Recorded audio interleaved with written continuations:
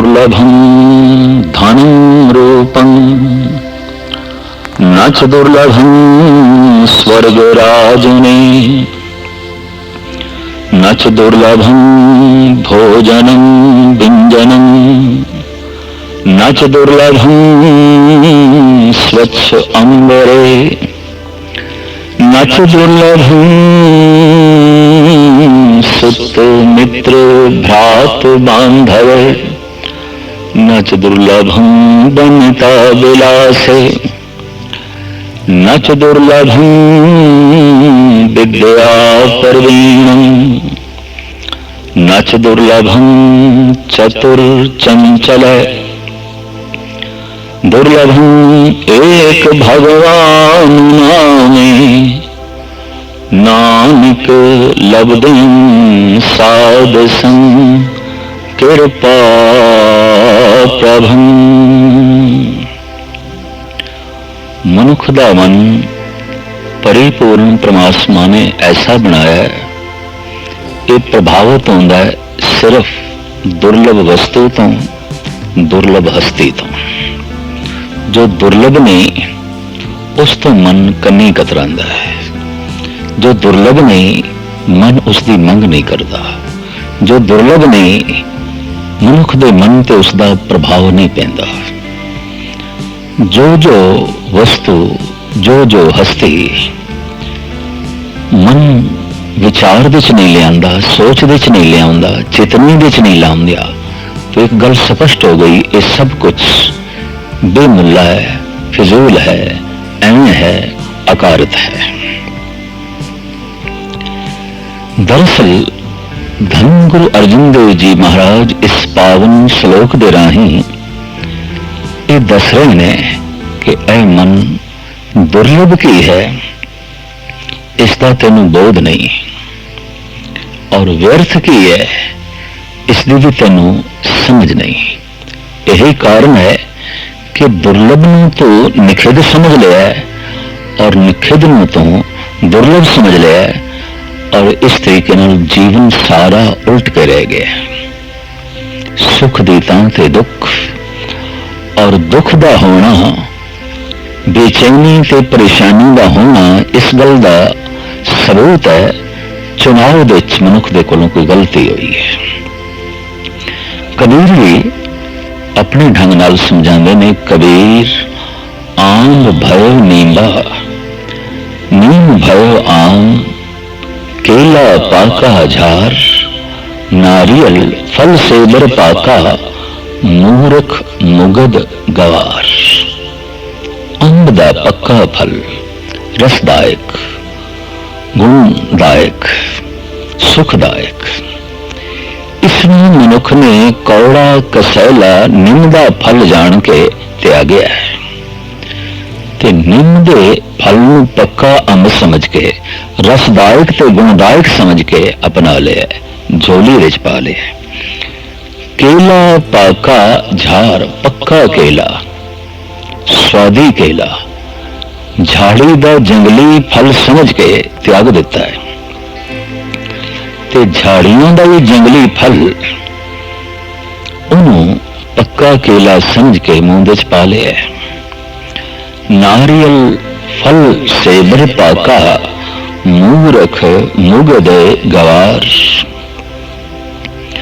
जो पक्का नारियल का फल है उन्हें सिमल का फल जान के त्याग देता है, और जो सिमल का फल फिक्का है उन्हें नारियल का फल समझ के झोली विच पा लिया। इस वास्ते कबीर कहते मूर्ख मुगद गवार। गांव तक ही जिसकी पहचान ते जानकारी होवे गार कह देंदे ने। मूर्ख जो मूर्छत है, मुगद जो अंधा है, अंधकार विच जी रहा है। कबीर कहते ने चुनाव विच मनुख ने गवारां की तरह सोचे, अंधें की तरह चले है, और मूर्छ की तरह बेहोशी विच चुनाव किया है, तो अंजाम की है जीवन की झोली विच सवाए दुखों तो होर कुछ भी नहीं रह गया।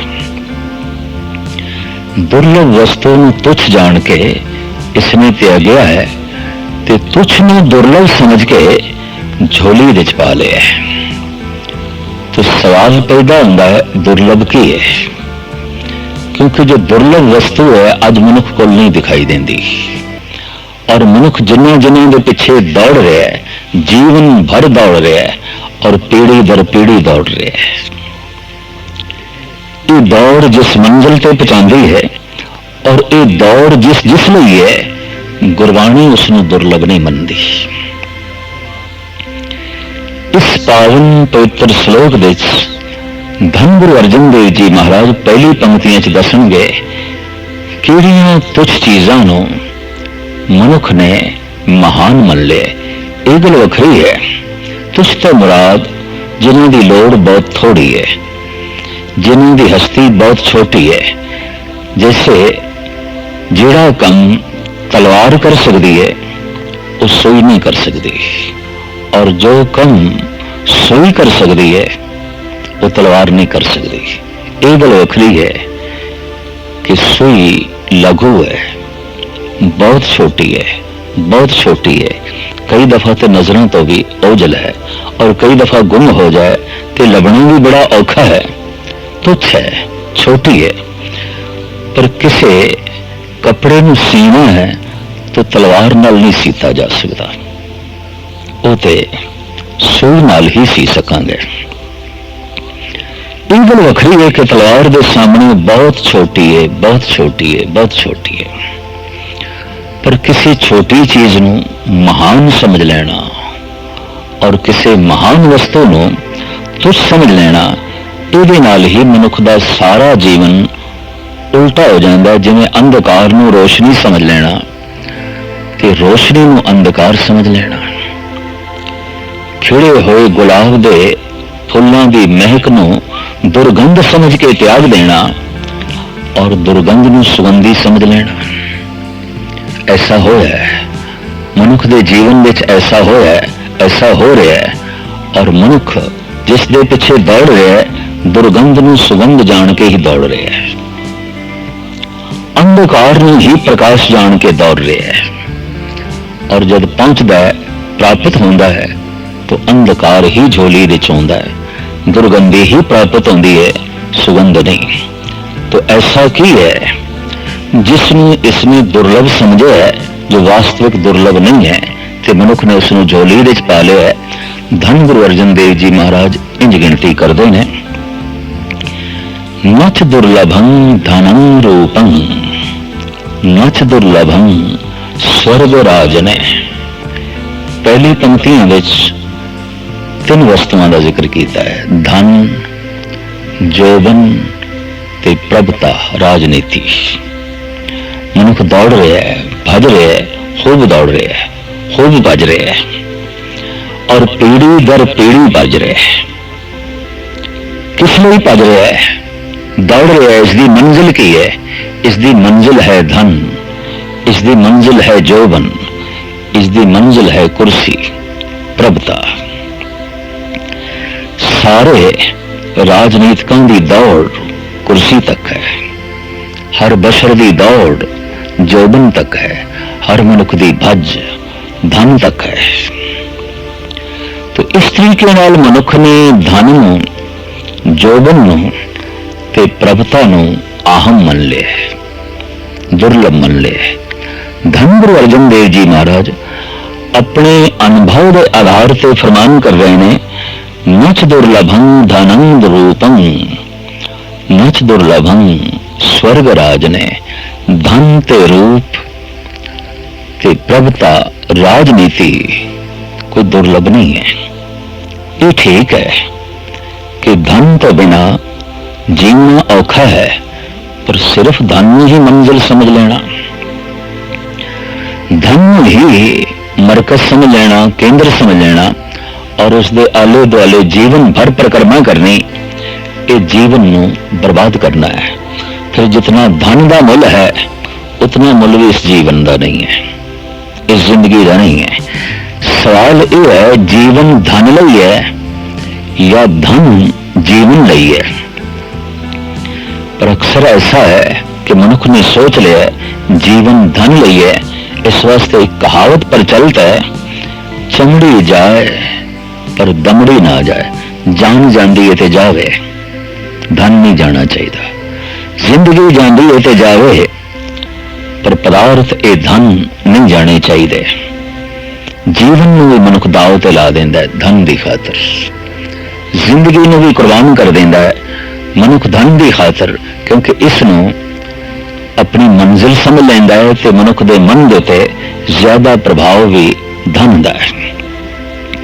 असीं देखते हैं कि आम समुचे जगत विच किसी की महिमा है तो धन करके गुरबाणी भी ऐसा फरमान करती है कि वास्तविक जिहड़ी वडियाई है ये मनुख दी नहीं,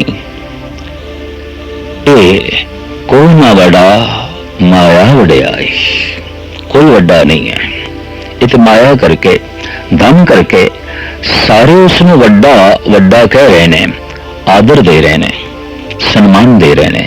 भगत कबीर भी कहते ने, निर्धन आदर को न दे, लाख जतन करे उचित न धरे। निर्धन दा हर महफिल दे तिस्कार है, सत्कार नहीं। जो निर्धन सरधन के जाए, वास्तविक ऐसा है। अगर किधरे धनवान निर्धन के घर आवे, निर्धन आदर सत्कार नाल उसनू जो है बिठांदा है। जो सरधन निर्धन के जाए, दिया आदर लिया बुलाए, पर जो निर्धन सरधन के जाए, आगे बैठा पीठ फिराए। उसे पिठ करके बैठ जाता है, उसे गलबात भी करने को तैयार नहीं। क्यों? इसकी जेब दे चार कौड़ियां नहीं ने, ये धनवान नहीं है। तो अक्सर जगत विच देखांगे सत्कार धन का है, प्रभुता का है, जोबन का है, मनुखता का कोई सत्कार नहीं, मनुख का कोई मान नहीं। अगर कोई मनुख किसी मनुख का सम्मान कर रहा है, दरअसल भुलेखा है, किसी भी मनुख का सम्मान नहीं है, ये धन का सम्मान हो रहा है, जोबन का सम्मान हो रहा है, प्रभुता का सम्मान हो रहा है। भगत कबीर कहते ने, निर्धन सरधन दोनों भाई, प्रभु की कला न मिटी जाई। और आप अपने अनुभव के आधार से कहने, कहो कबीर निर्धन है सोई, जाके हृदय नाम न होई। वास्तविक उसनू निर्धन गिन लो जिसके अंदर परमात्मा का नाम नहीं है। धनवान सिर्फ इस दुनिया में सम्मान पाते ने, पर जिन्हों के अंदर धर्म है, नाम की दौलत है, वो तो भगवान की महफिल के सम्मान पाते ने, सत्कार पाते ने। अमर धन प्रभु का नाम है, पर मनुख ने धन इतना दुर्लभ समझ लिया है, ये धन की खातर जीवन त्याग सकता है, ये धन की खातर धर्म त्याग सकता है, ये धन की खातर किसी हद तक अपना ईमान, अपनी अणख को त्याग सकता है। और धन की खातर हो सकता है अपनी इज्जत भी बेच देवे, असमत भी बेच देवे। संसार विच ऐसा है, धन का ऐसा प्रभाव है कि मनुख की सारी भज दौड़ का मरकज धन बन गया है। किसी जमाने साडे देश विच मनुख की भज दौड़ का मरकज धर्म सी, तो उन्होंने दिनों ऋषि पैदा हो रहे सन, मुनि पैदा हो रहे सन, संत पैदा हो रहे सन, भगत पैदा हो रहे सन, जोगी पैदा हो रहे सन, त्यागी पैदा हो रहे सन, वैरागी पैदा हो रहे सन। आज जिंदगी का लक्ष्य बदल गया है। आज धर्म दुर्लभ नहीं है, धन दुर्लभ है, तो सिर्फ धनवान पैदा हो रहे हैं। कोई ऋषि नहीं पैदा हो रहे, कोई जोगी जंगम नहीं पैदा हो रहे, कोई संत नहीं पैदा हो रहा है। एक दौर इस देश में ऐसा लंघे है कि गली गली दे साधु, हर घर सत्संग का अखाड़ा, हर घर विच ऋषि, हर घर विच मुनि। अज ऐसा नहीं, अज ते घर विच सिर्फ धन है, बाकी कुछ नहीं। और जिन्हों को नहीं, उन्होंने भज दौड़ भी धन की खातर है। धन गुरु अर्जन देव जी महाराज कहते ने, नच दुर्लभम धनम रूपम। धन तो बाद अगर इसकी जेब भर गई है, अगर इसकी तिजोरी भर गई है, अगर इसका घर भर गया है, तो फिर ये प्रभावित होंदा रूप तो, सुहपण तो, सुंदरता तो। धर्म तो प्रभावित हो सके कथा सुननी पैंदी है, कीर्तन सुनना पैंदा है, किसी धार्मिक मंदिर में जाना पैंदा है, किसी धार्मिक ग्रंथ का पाठ पठन करना पैंदा है। लेकिन धन तो प्रभावित होने लिए सब कुछ करने की लोड़ नहीं, मनुख आप ही प्रभावित होता है। रूप तो प्रभावित होने लिए कोई व्याख्या सुनने की लोड़ नहीं, किसी ग्रंथ को पढ़ने की लोड़ नहीं, किसी विद्यालय में जाके शिक्षा प्राप्त करने की लोड़ नहीं कि मैं रूप तो किवें प्रभावित होवां। मनुख के ज्ञान अंदर रूप तो अपने आप प्रभावित होंदे ने। अखां दे उपर असर जो पैंदा है रूप का, और अखां अपना असर मनुख के मन में दे देंदियां। इस तरह मनुख का मन रूप की परिक्रमा करता रहता है, स्वप्न की जो है परिक्रमा करता रहता है। धन गुरु अर्जन देव जी महाराज फरमान करते हैं, रूपवंत हो नाही मोहे, प्रभु की जोत सगल घट सो है। वास्तविक सतगुरु इत्थे समझाते पे ने, जिस रूप के आले दुआले तू मदमस्त होया फिरदा है, ये जिंदगी का लक्ष्य नहीं है, ये जीवन की मंजिल नहीं है, पर मनुख प्रभावित है। देखते हैं असी बच्चे के रिश्ते ये नहीं देखना शील है कि नहीं, संयम है कि नहीं, दोहां विच दया मैत्री भाव प्रेम है कि नहीं, ज्ञान विज्ञान है कि नहीं। इसनूं बालाए ताक ते रखिया जाता है, देखिया जाता है स्वप्न है कि नहीं, खूबसूरती है कि नहीं। गुण करके संबंध नहीं, ज्ञान करके संबंधी नहीं बनाना, प्रेम भाईचारे करके संबंधी नहीं बनाना संबंधी धन करके रूप करके। तो सिर्फ रूप का ही चुनाव है अजोकी समाजिक रिश्तियां दे। मनुख इसे तो जो है प्रभावित है और आदि काल तो प्रभावित चले आ रहे हैं। अक्सर ऐसा देखा गया है कि जो रूप तो प्रभावित है और जिन्हों को रूप है, दोहां की दृष्टि कोई बहुत गहरी नहीं होती। जो रूप तो प्रभावित है और जिसदे कोल रूप है, कभी दुनिया चोटी दे शायर, कवि, दार्शनिक, फिलोसफर, स्त्री जगत विच तुसीं देखो तो 99% वो मिलणगियां जो करूप ने, किसी घाट ने उन्होंने इस पासे प्रेरिया। पर जो रूपवती है, जिहदे कोल स्वरूप है, वो इसदे आले दुआले परिक्रमा करती रह जाती है और अपना रूप वेख वेख के इतना मस्त हो जाती है, उन्होंने दार्शनिक बनने लई, कवि बनने लई, चित्रकार बनने लई, महान बनने लई, ज्ञाता बनने लई लोड़ ही नहीं भासती। रूपवंत नूं रूप अपने दायरे च उलझा के रख देंदा है और रूप दूसरियों की अखां ते भी प्रभावित अपना प्रभाव छोड़ता है और वो प्रभावित होंदे ने। धन गुरु अर्जन देव जी महाराज कहते हैं, रूप भी कोई दुर्लभ चीज नहीं है। स्वप्न जीवन की लोड़ हो सकती है, जीवन का लक्ष्य नहीं। जिंदगी का पड़ाव हो सकता है, जिंदगी की मंजिल नहीं। नच दुर्लभं धनम रूपं नच दुर्लभं स्वर्ग राजने।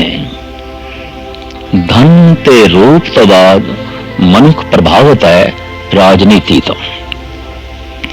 सारी दुनिया विच इस दौर विच राजनीति का इतना प्रभाव है, मनुख पढ़ रहे हैं अखबार सिर्फ राजनीतिक लोगों दी चालां नूं, उन्हां दी जीवन कथावां नूं। जिथे भी कोई चर्चा चल रही है, बहस मुबासा चल रहा है सारी दुनिया विच, 90% सारी चर्चा आपसी राजनीति ते आधारित है। क्योंकि मनुख इसे तो प्रभावित है।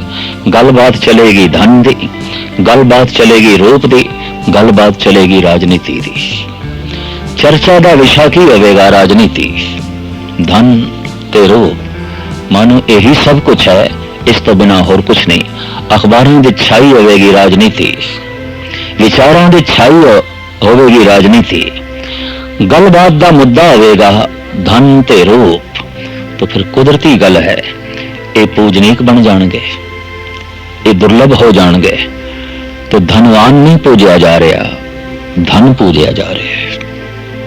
रूपवान नहीं पूजया जा रहा, रूप पूजिया जा रहा है। राजनीतिक नहीं पूजिया जा रहा, राजनीति पूजी जा रही है। तो जो राजनीति पूज हो गई, धन पूज हो गया, रूप पूज हो गया, तो परमात्मा जो वो आरोप है, जो परम है, वो तो पूज रहेगा नहीं। तो अजोकी दुनिया मनुख की नजरों में परमात्मा कोई पूज नहीं रह गया, ईश्वर कोई पूज नहीं रह गया। जबकि गुरबाणी कहती है ये धन ते रूप ते प्रभता ये तो परमात्मा की छाया है। महामाई ताकि है छाया, मनुख छाया तो ही प्रभावित है, जिसलिए छाया है उस तो प्रभावित नहीं है, उसके आले दुआले ये परिक्रमा नहीं कर रहा। धन गुरु अर्जुन देव जी महाराज कहते ने, ऐ मनुख सुचेत हो, सावधान हो, नच दुर्लभं धनम रूपं नच दुर्लभं स्वर्ग राजने।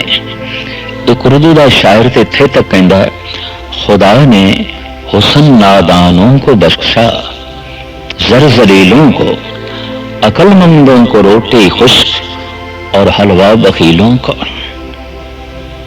मनुख ऐसा है, साहब कहते ने कि बेवकूफ लोग ही खूबसूरत दिखाई देते हैं और बेवकूफ लोग ही, जलील लोग ही बहुत बड़े जरदार दिखाई देते हैं। धन जड़ है तो धन का पुजारी जड़ हो जाएगा।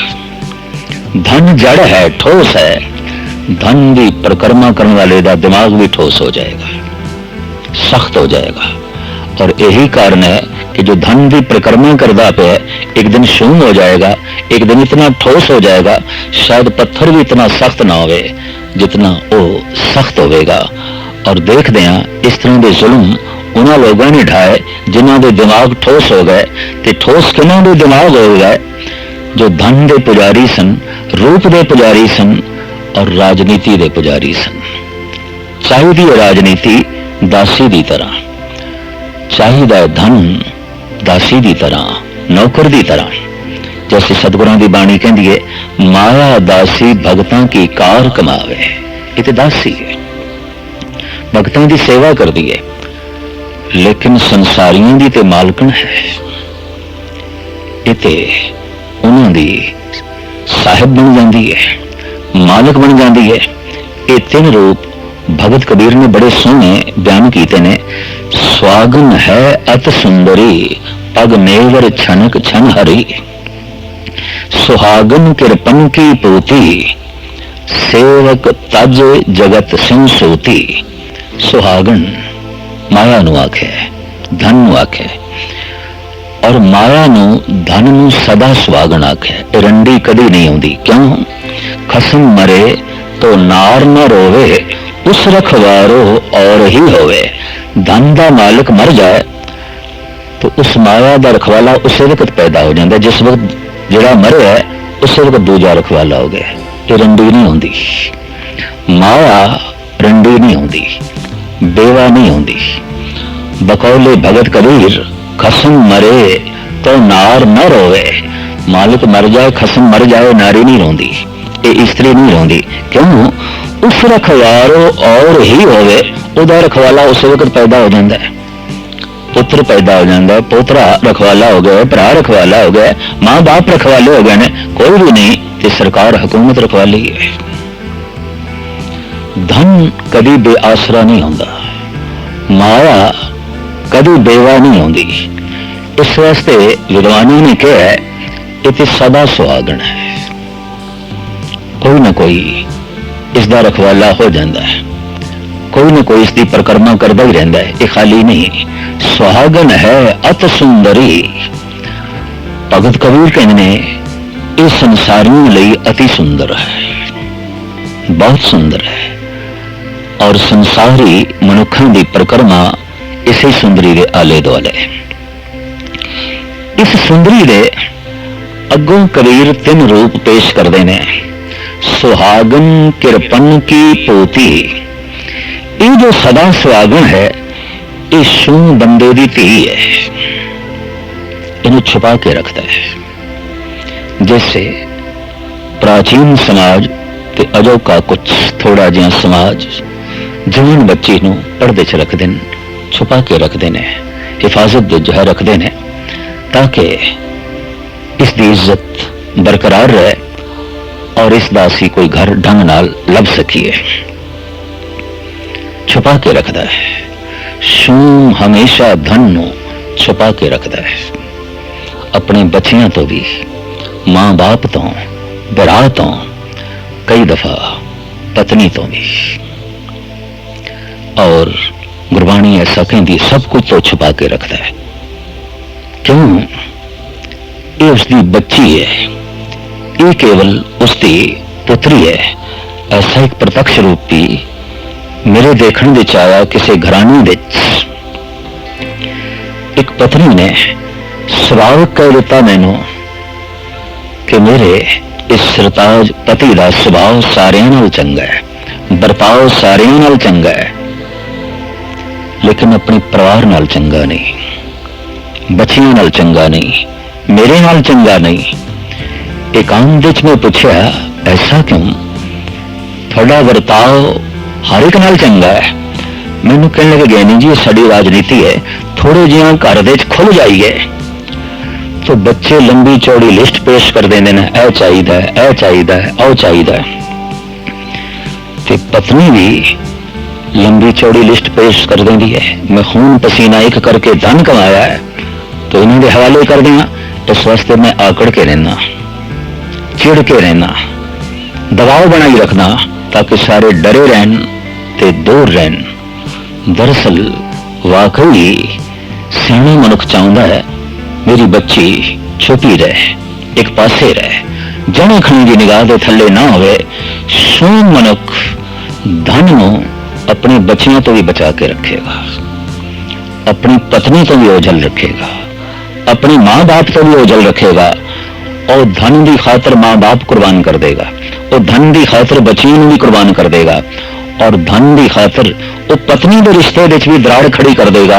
क्योंकि दुर्लभ धन है, दुर्लभ पत्नी नहीं है, दुर्लभ धन है, दुर्लभ बच्चे नहीं ने, दुर्लभ धन है, दुर्लभ मां बाप नहीं ने, दुर्लभ धन है, दुर्लभ परमात्मा नहीं है। शूम बंदा भगत ते हो ही नहीं सकता, क्योंकि शूम मनुख का दायरा बहुत तंग हो जाता है जब भगत का हिरदा बहुत विशाल होता है। या भगति उदों ही प्राप्त होती है जब किसी का हिरदा बहुत विशाल हो जाए, बहुत खुला हो जाए, सारा संसार उसनों अपना दिखाई देवे, पर शूम मनुख नूं ते अपने भी अपने नहीं दिखाई देंदे, अपने भी बेगाने दिखाई देंदे ने।